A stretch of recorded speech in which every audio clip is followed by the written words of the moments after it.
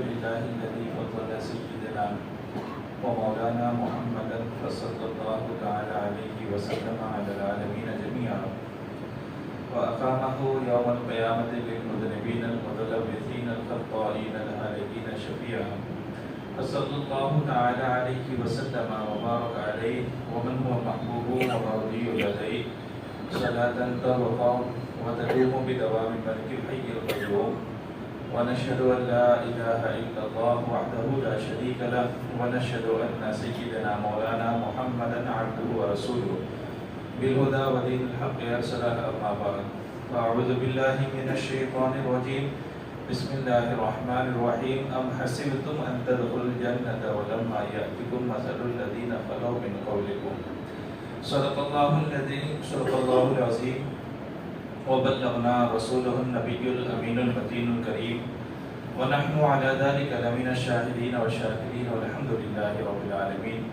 محترم حضرات، جس آیت کریمہ کو میں نے پڑھا، مختصر سے حصے کو میں نے پڑھا، اس سلسلے میں کچھ عرض کرنے سے پہلے آئیے ہم اور آپ مل کر کے نہایت ہی عقیدت و محبت کے ساتھ دل کی اتھاہ گہرائیوں سے نبی پاک جناب احمد مصطفیٰ محمد مصطفیٰ روح فدا صلی اللہ تعالی علیہ وسلم کے دربار میں آواز بلند درود پاک پیش فرما لیں۔ اللہم صلی علی سیدنا مولانا محمد وعلی آل سیدنا مولانا محمد وبارک وسلم صلو علیہ الصلاۃ والسلام علیک یا رسول اللہ صلی اللہ علیہ وسلم۔ یقیناً مومن جنت میں جائیں گے اور کافر جو ہے وہ جہنم میں ڈالے جائیں گے۔ جس آیت کریمہ کو میں نے پڑھا، رب العزت نے واضح لفظوں میں ارشاد فرمایا، ام حسبتم ان تدخلوا الجنہ، کیا تم اس بات کا گمان کرتے ہو کہ تم جنت میں داخل ہو جاؤ گے؟ جنت اللہ کی بہت بڑی نعمت ہے۔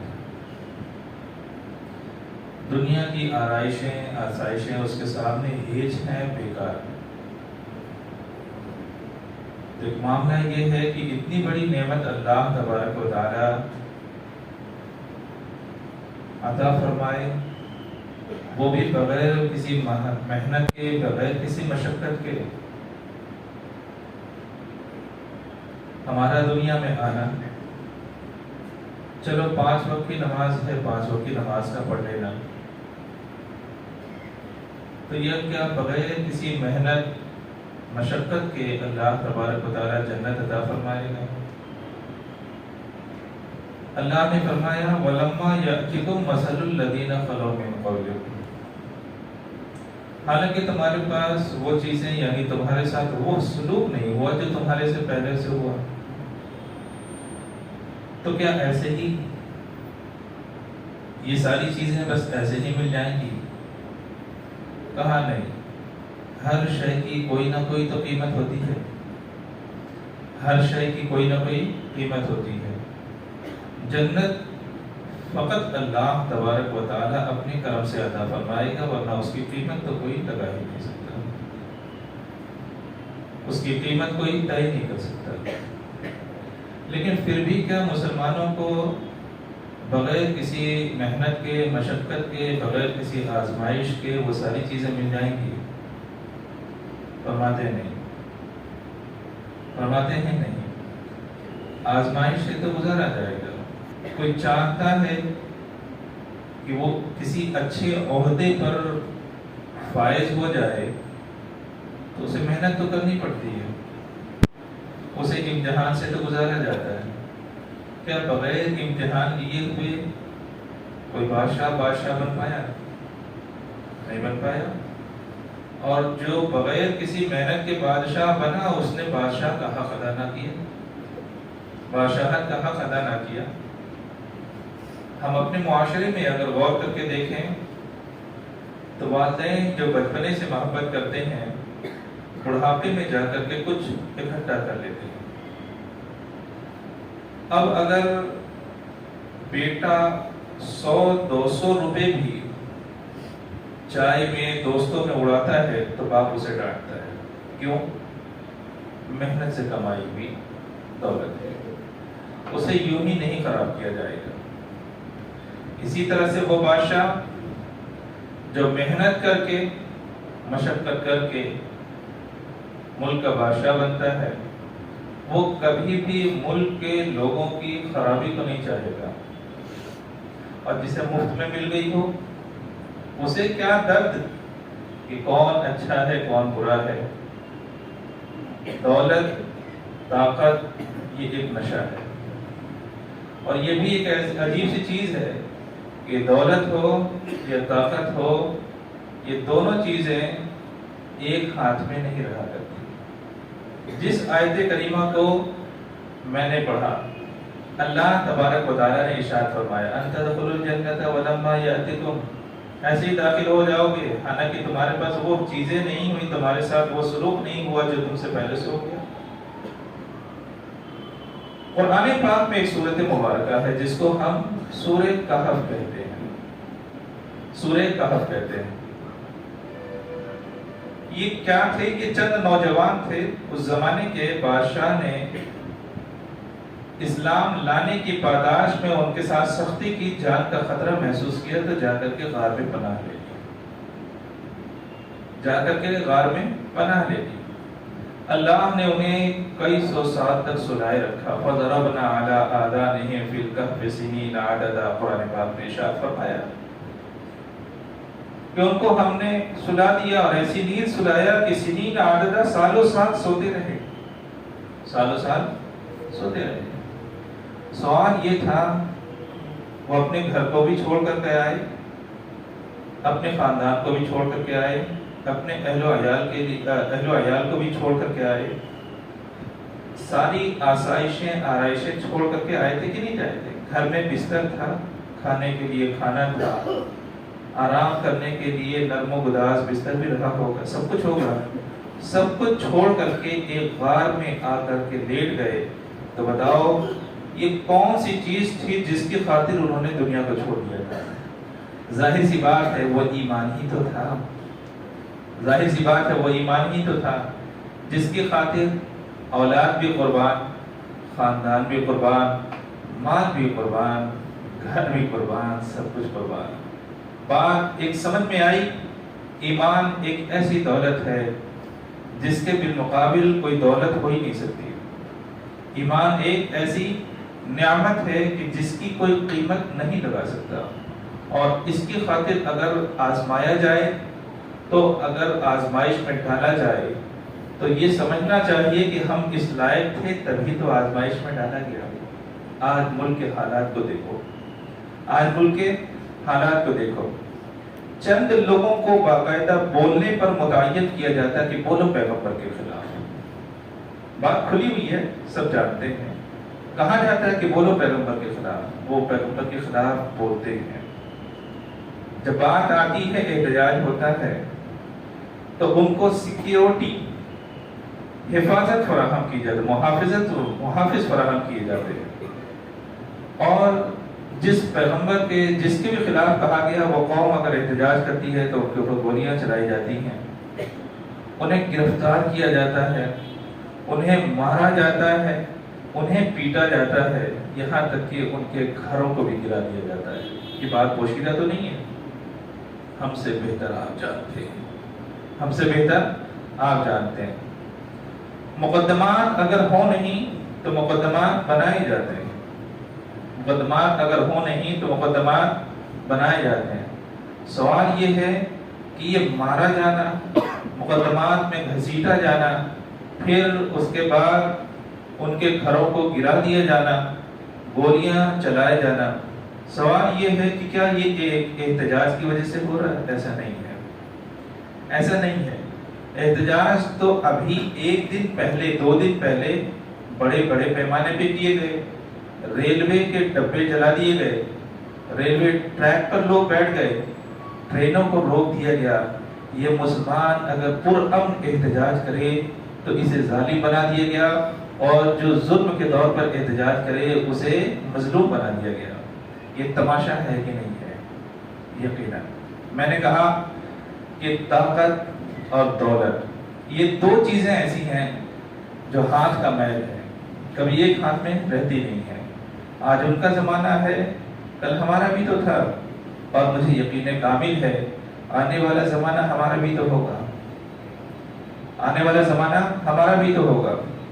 اب سوال یہ ہے کہ ان چیزوں کو دیکھ کر کے مسلمان جذباتی ہو جاتے ہیں، جذباتی ہو جایا کرتے ہیں. ابھی تک جذباتی نہیں ہوئے، روڈ پر نکلے یہ صحیح ہے کہ کچھ پتھراؤ بھی ہوئے، لیکن اس سے پہلے انہوں نے بھی تو حالات ایسے پیدا کیے، انہوں نے بھی حالات ایسے پیدا کیے. اور ایسا نہیں ہے کہ یہ چیزیں اتفاقیہ طور پر ہیں، نہیں، یہ پورے پروگرام کے ساتھ ہے کہ اس قوم کو ورگلایا جائے تو یہ قوم ورگلا جاتی ہے، یہ جوش اور جذبے میں آ جایا کرتی ہے. ٹھیک ہے، میں مانتا ہوں پیغمبر کی بات آئے تو مسلمان روڈ پر اتر جاتے ہیں. میں مانتا ہوں کہ اگر اس طرح کے مذہبی معاملات میں مداخلت کوئی بھی قوم کرے تو مسلمان جذباتی ہو جایا کرتے ہیں. ایک سوال یہ ہے کہ اگر ہماری زندگی سے اللہ یا رسول اللہ کسی کو نکال دو تو بچا کیا ہماری زندگی میں؟ بابا سب کچھ تو وہی ہے، وہ سب کچھ تو وہی ہے. ہمارا کلمہ نامکمل ہوگا جب تک ہم ان کی عظمت و شان کو بیان نہیں کریں گے. کوئی مسلمان زندگی بھر پڑھتا رہے لا الہ الا اللہ، لا الہ الا اللہ، لا الہ الا اللہ، دنیا مسلمان کہے گی؟ دنیا مسلمان کہے گی؟ نہیں کہے گی.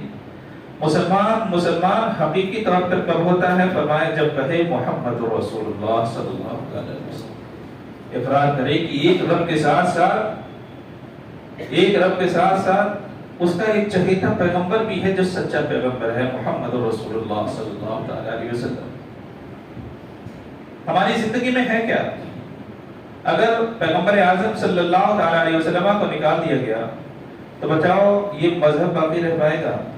اس مذہب کی بنیاد ہی اللہ کی وحدانیت پر ہے اور رسول اللہ کی رسالت پر ہے. اب یہ رہا معاملہ کہ ہم پر اتنا ستم ہو رہا ہے، تو ستم تو ہوگا، ہر زمانے میں ہوگا. ہمیں اپنے دلوں کو مضبوط کرنا ہوگا کہ جو زبانیں کلمہ اخلاص کے ساتھ پڑھتی ہیں ان کے جسم کو آزمائش میں ڈالا جاتا ہے، ان کے جسم کو آزمائش میں ڈالا جاتا ہے. سوال یہ کہ اس آزمائش میں پڑھنے کا صلہ کیا؟ تو رب العزت نے فرمایا یہی آخرت میں جنت صلے میں ہوگی. یہی جنت جو ہے جو بتایا گیا یہی صلے میں ہے. کہا دنیا کی زندگی، کہا دنیا کی زندگی تو یہ آخرت کی کھیتی ہے. دنیا کی زندگی یہ آخرت کی کھیتی ہے. کیا نبی پاک صلی اللہ علیہ وسلم نے نہیں ارشاد فرمایا الدنیا مزرعۃ الآخرہ، دنیا یہ آخرت کی کھیتی ہے. یہاں آزمائے جاؤ گے وہاں اس کا صلہ دیا جائے گا، اور یہاں آسائش میں رہو گے تو وہاں پر تم کو آزمایا جائے گا، وہاں تمہیں عذاب دیا جائے گا. اختیار تمہارے ہاتھ میں ہے، چاہو تو کچھ سالوں کا عذاب جھیل لو اور چاہو تو ہمیشہ عذاب اختیار کر لو. اللہ رب العزت نے واضح لفظوں میں ارشاد فرمایا کہ مسلمان آزمایا جائے گا، مسلمان آزمایا جائے گا. ہمارے بنیاد ہی یہی ہے لا الہ الا اللہ، اللہ کے علاوہ کوئی معبود نہیں ہے. ہم نہیں پیشانی جھکاتے، ہم نہیں معبود مانتے اللہ کے علاوہ کسی کو. ہماری پیشانیاں جھکتی ہیں تو اللہ کے بنائے ہوئے گھر میں اللہ ہی کی بارگاہ میں جھکا کرتی ہیں.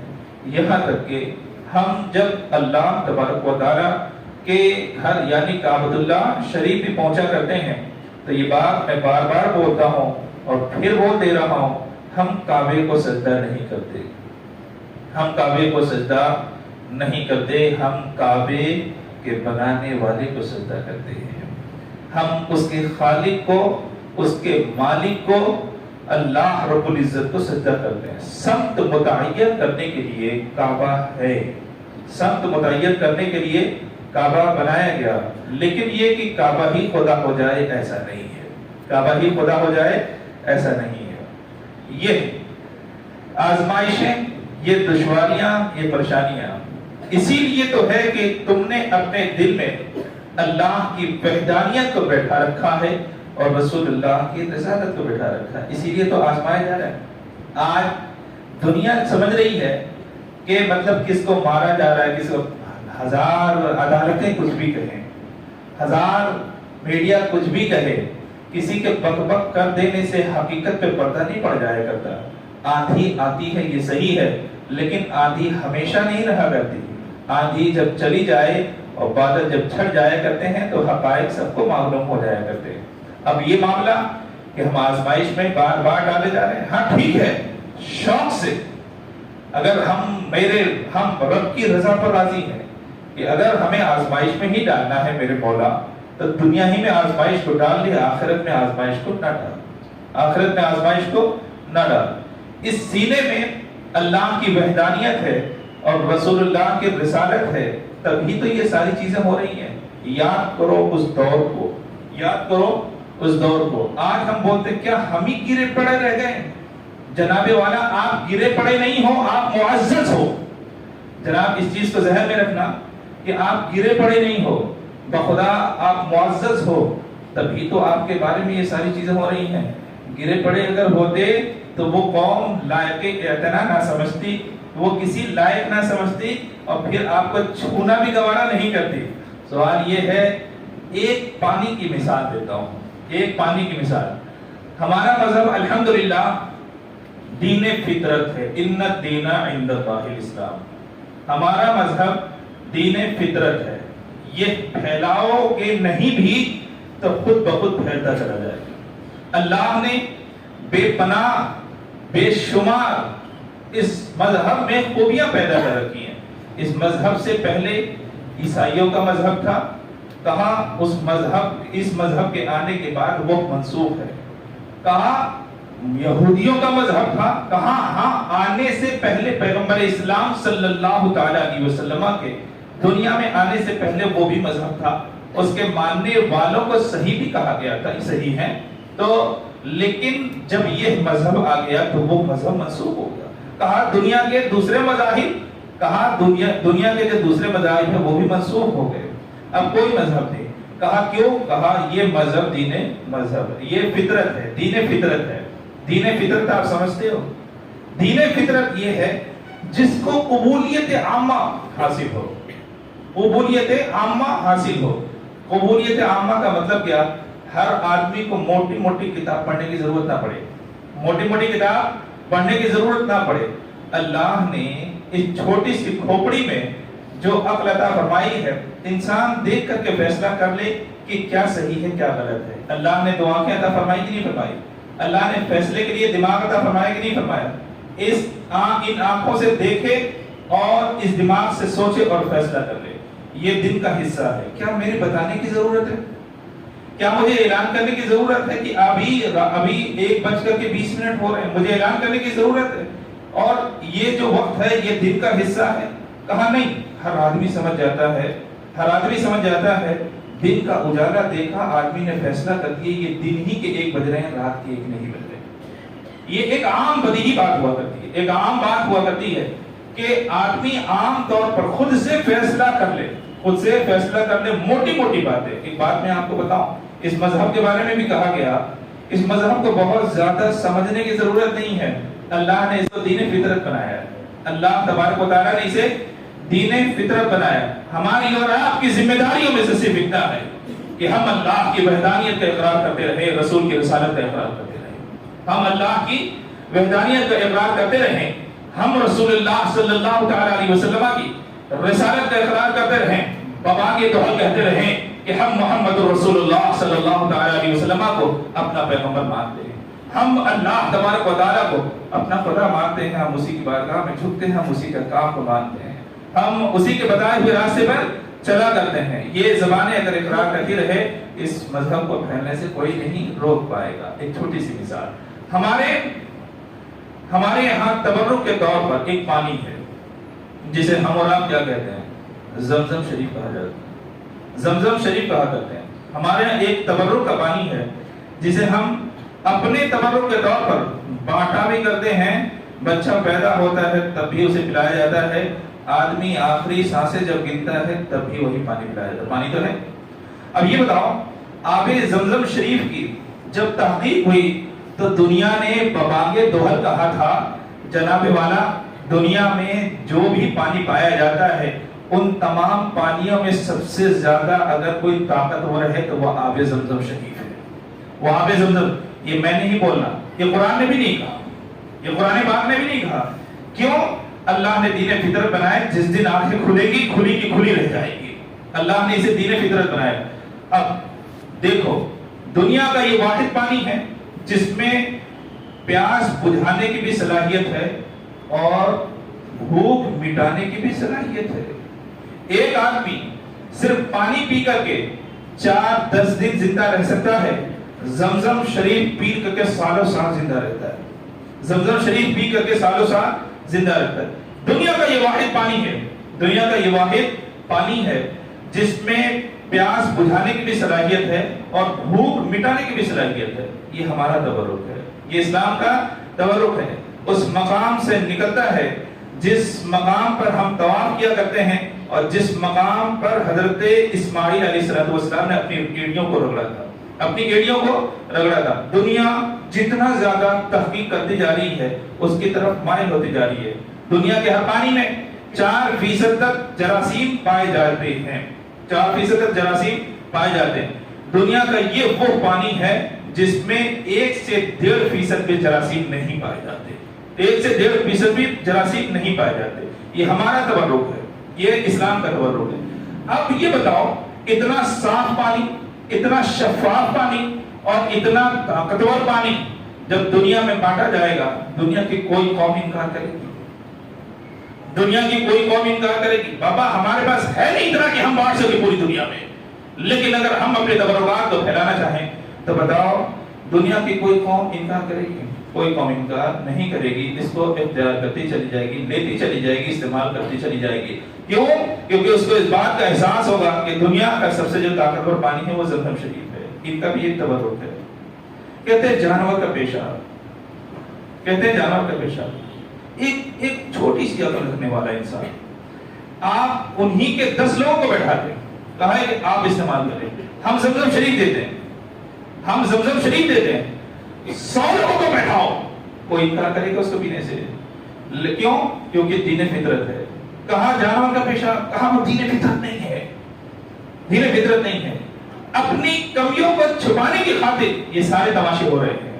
اور آپ یاد رکھو، یہ 2 نظریات ہیں، یہ 2 نظریات ہیں جو ہر زمانے میں ٹکراتے رہیں گے اور اس میں غالب وہی آئے گا، آخر میں غالب وہی آئے گا جس کے نظریات سب سے زیادہ مضبوط ہوں گے. میں نہیں یہ کہہ رہا ہوں کہ میں مذہب کا ماننے والا ہوں تو آپ بھی اسی مذہب کو مانو. الحمدللہ اس مذہب میں اللہ نے وہ خوبیاں پیدا فرمائی ہیں کہ میرے بغیر تبلیغ کیے ہوئے بھی لوگوں کا دل اس کی طرف مائل ہوتا چلا جائے گا، لوگوں کا دل اس کی طرف مائل ہوتا چلا جائے گا. اور انہی تمام چیزوں کو میں نے تو ابھی ایک مثال دی ہے نا، ایسی ہزاروں لاکھوں کروڑوں مثالیں ہیں، ایسی ہزاروں لاکھوں کروڑوں مثالیں ہیں. آخر ایک بات بتاؤ، ہم پیدا ہوتے ہیں تب بھی ہم کو کلمہ پڑھایا جاتا ہے لا الہ الا اللہ محمد رسول اللہ. ہم جب مرا کرتے ہیں، آخری سانسیں لیتے ہیں، تب بھی یہی کلمہ پڑھایا جاتا ہے. کیا پڑھایا جاتا ہے؟ لا الہ الا اللہ محمد رسول اللہ. پیدا ہونے سے لے کر کے آخری تک ہم نے ہمیشہ اللہ کی وحدانیت کا اقرار کیا.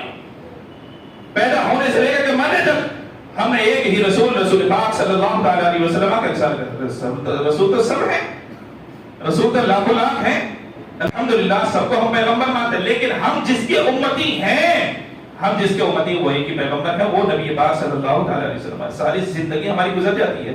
بتاؤ کسی کا کوئی اختلاف تمہیں نظر آتا ہے؟ بتاؤ کسی کا اختلاف تمہیں کوئی نظر آتا ہے؟ بھائی یہی کلمہ، آدمی اگر نماز نہ پڑھے تو مسلمان نہیں، مسلمان ہے. کہا روزہ نہ رکھے، مسلمان ہے کہ نہیں؟ کہا ہے. کہا زکات نہ دے، مسلمان ہے کہ نہیں؟ کہا ہے. کہا کلمہ نہ پڑھے، مسلمان ہے. کہا ساری دنیا کہتی ہے کہ وہ مسلمان نہیں ہے، وہ ساری دنیا کہتی ہے کہ وہ مسلمان نہیں ہے. کلمہ ہماری بنیاد ہے، کلمہ ہماری بنیاد ہے.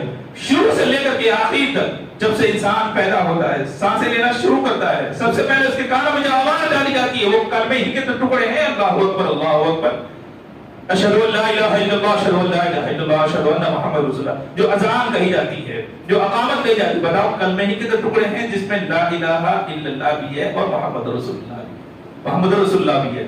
تو یہی تو وہ کلمہ ہے جس کو مسلمان 8 ارب قوم پڑھا کرتی ہے، جب پیدا ہوتا ہے بچہ تب سے اسے پڑھوایا جاتا ہے، اور جب تک مر نہیں جاتا، جب تک دفنایا نہیں جاتا، اس وقت بھی اسے پڑھایا جاتا ہے، یہاں تک کہ قبر میں کے حالات کی بھی اسے یہی تعلیم دی جاتی ہے کہ قبر میں جاؤ گے تو یہ بتاؤ سب سے پہلے سوال تم سے کیا ہوگا؟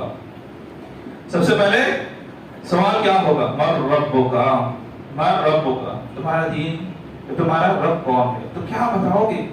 سورج، چاند، اینٹ، پتھر، جانور، یہ پانی، یہ دریا، یہ بولو گے؟ اگر اتنے رب ہیں تو پھر آخر ان کا پیدا کرنے والا ان کا بھی تو کوئی بڑا ہوگا، ان کا بھی تو کوئی بڑا ہوگا، آخر تم کہو گے کس کو رب؟ کیا اتنے سارے تم رب بناؤ گے؟ تو بتاؤ اتنے سارے رب ہو سکتے ہیں؟ اسی کو قرآن کریم نے کہا نا، لو کان فیہما آلہۃ الا اللہ لفسدتا، اگر دنیا میں مختلف معبود بن جائے تو دنیا میں فساد پیدا ہو جائے گا۔ ایک مثال دوں، آپ اپنے گھر میں رہتے ہو، آپ اپنے گھر میں رہتے ہو، اس گھر کو نظر میں رکھو جہاں پر مثال کے طور پر ماں، باپ، 4 بیٹے، 4 بیٹیاں، ایک میں مثال دے رہا ہوں، یہ 4 ہی پر نہیں، کتنے پر بھی، چلو 2 ہی بیٹے ہو جائیں اور بیٹیاں ہو جائیں، ماں باپ، ایک گھر ہے، ایک گھر ہے۔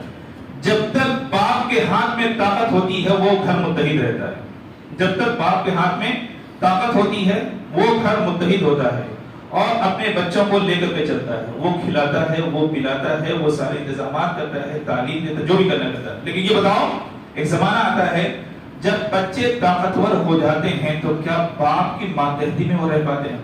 ایک گھر ہے نا، اسی ماں نے ان کو پیدا کیا، اسی باپ نے پرورش کی، سب کچھ کھلایا پلایا، سب کچھ کیا، لیکن بڑے ہونے کے بعد کیا ہوتا ہے؟ یا تو شادی سے پہلے یا شادی کے وقت یا شادی کے بعد یہ بات ہو ہی جاتی ہے کہ ہم ماں باپ سے الگ ہوں گے، تو ایک گھر متحد نہ رہ پائے گا، ایک گھر متحد ہے۔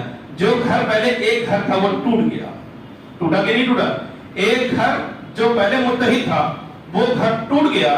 اللہ اکبر، ایک گھر جب چند چلانے والے پیدا ہو جائیں تو سلامت رہ پائے، تو ایک کائنات میں اگر چند چلانے والے پیدا ہو جائیں گے تو وہ کائنات کیسے سلامت رہ پائے گی؟ سوچ کر کے دیکھو، میں نے شروع سے کہا ہے کہ یہ دین فطرت ہے، یہ دین فطرت ہے۔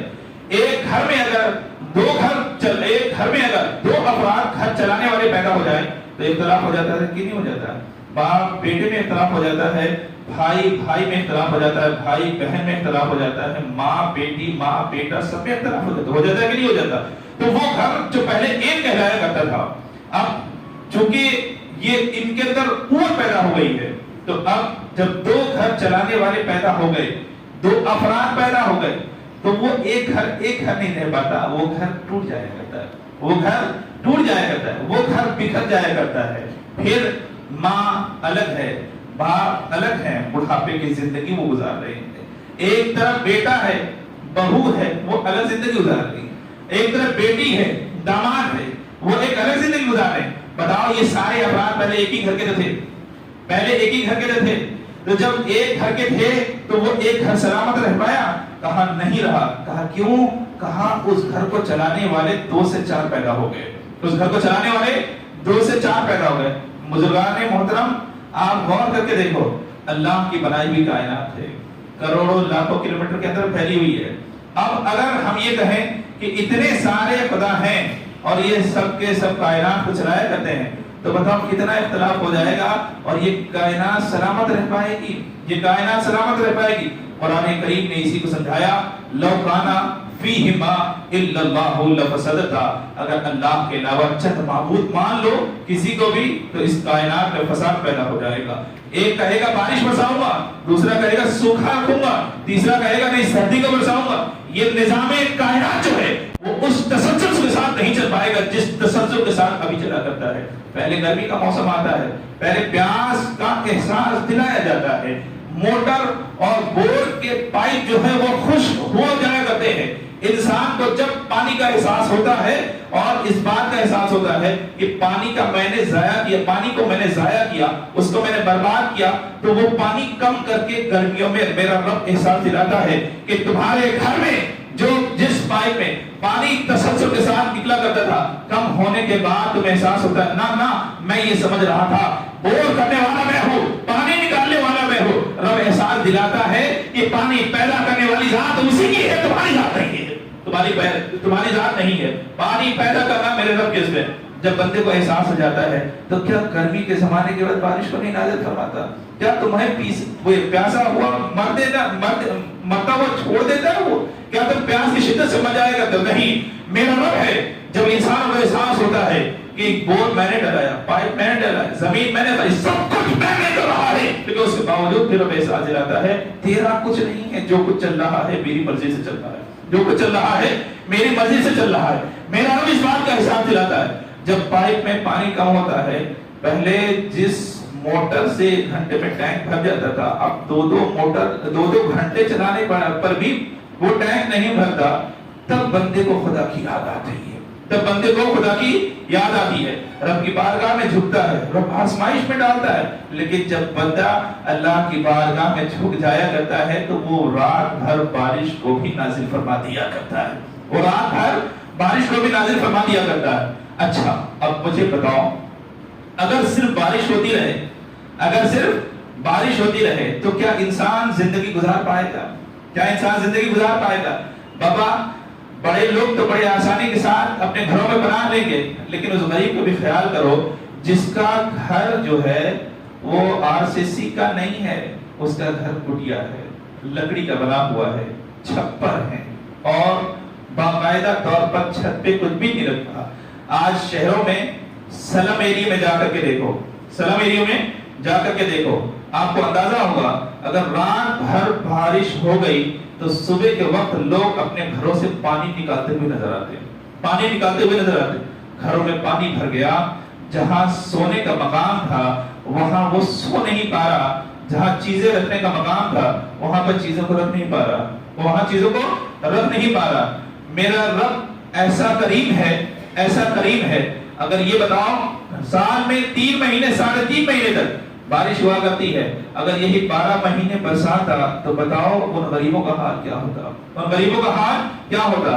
ایک امیر تو اپنی بلڈنگ میں بڑے آرام کے ساتھ زندگی گزار لے گا، لیکن بتاؤ اس غریب کا حال کیا ہوگا جو روز صبح اٹھ کر کے اپنے گھر کے آنگن سے پانی تو باہر کیا کرتا ہے، اس کے پاس موٹر نہیں ہے، اس کے پاس اتنا پیسہ نہیں ہے کہ وہ اپنی زمین کو پاٹ کر کے اونچی کر لے اور اپنے لیے عمارت بنوا لے۔ اس دنیا میں ایسے بھی کروڑوں لوگ تو ہیں۔ میرا کریم وہ ہے جو امیروں کا بھی خیال رکھا کرتا ہے اور غریبوں کا بھی خیال رکھا کرتا ہے۔ رب تبارک و تعالیٰ نے 3 مہینے بارش برسانے کے بعد اب بارش کا معاملہ بند فرما دیا۔ اب آیا ٹھنڈی کا زمانہ، اب آیا ٹھنڈی کا زمانہ کہ اب دیکھو بارش جب ہوا کرتی ہے زمین سازگار ہوتی ہے۔ دنیا میں درخت کب لگائے جاتے ہیں؟ دنیا میں پودے کب لگائے جاتے ہیں؟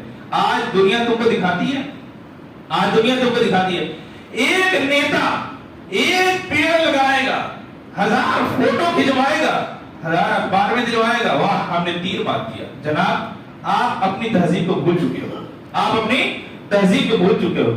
بخاری شریف آج سے 1200 سال پہلے لکھی گئی اور نبی پاک صلی اللہ علیہ وسلم کے اقوال کو اس میں جمع کیا گیا۔ بتاؤ سرکار نے 1400 سال پہلے یہ باتیں تم کو بتا دی تھی۔